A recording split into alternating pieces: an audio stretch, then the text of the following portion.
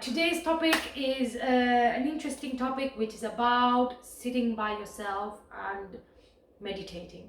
It doesn't have to be meditation, but I'm just going to introduce it in that manner. We need to be able to sit with ourselves, to sit in silence, to be able to let the chaos in our minds have the time to be chaotic. We don't allow ourselves to sit in silence because we're so used to running, we're so used to trying to escape that noise. That is not the way forward towards recovery. Silence is essential for your mind. We're constantly consuming and constantly feeding our mind, our eyes, our ears. We're constantly feeding it, and having that time of silence allows all of that to just rest. And it is in those moments of rest that you find clarity, that you're able to make better decisions, you're able to align with yourself. Sitting in silence allows you to know what you really want. Because there's so much noise coming from the outside world.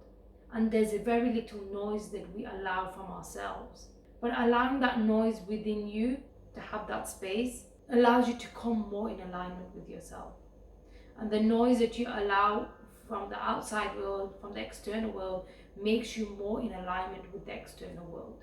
So it's necessary that we start to bring this into our life, where we are able to sit with ourselves, to sit in silence, to sit away from the phone, to not always be doing something. If you want to develop that inner authority and be able to guide yourself and have a strong inner compass, you need to be able to start sitting in silence and sitting with yourself.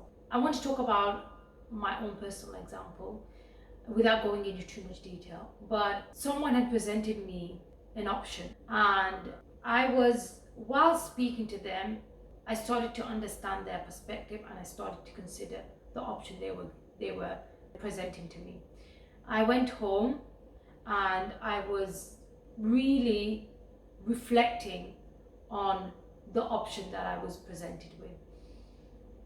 I fell asleep. I woke up the next morning. After waking up, I immediately knew that I didn't want that option. And that was the power of sleep. That was the power of rest. My brain had stopped thinking and it was able to process everything. It was able to access the unconscious information that I wasn't accessing at that moment. I was processing everything that they were saying to me. I was also trying to process how I was feeling and the contradiction in that, but still trying to manage and listen, really hear what they were telling me. I was very astounded that I was able to have so much more clarity after sleep and after my mind had rested. And I think that's just something I would advise when you need to make a decision and you've consulted people. You should always go back and sleep on it. You should always sleep on the decision. Allow your mind the time to consider and reflect on the information it has in its conscious brain and the information that it has in the unconscious brain. There's always something at the unconscious level that talks to us, and sometimes we're not able to access that clearly, or we're not able to access that and we're not able to listen to it clearly. It's too quiet.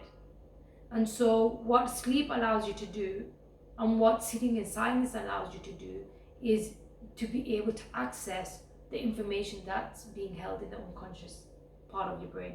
It allows you to navigate life and to make decisions truly based on what you want.